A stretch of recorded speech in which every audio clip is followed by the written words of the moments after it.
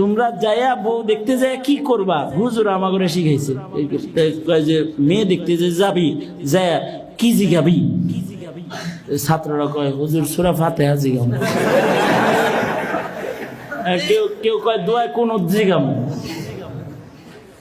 শেখুল হাদিস রহমতুল্লাহ আলাইহি আজিজুল হক সাহেব রহমতুল্লাহ আলাইহি কয় মগা এ কোন তার ফাতিহা জিগে কোনো লাভ নাই।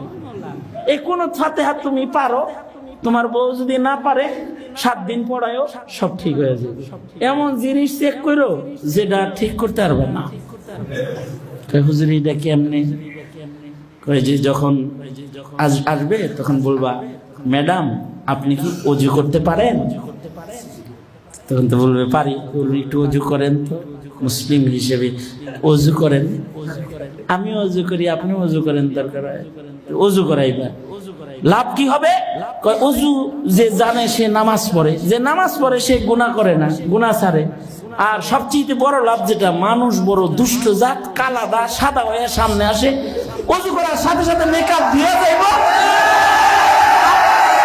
আসল কালারটা দেখে হারাইবা, আসল কালারটা দেখে হারাইবা।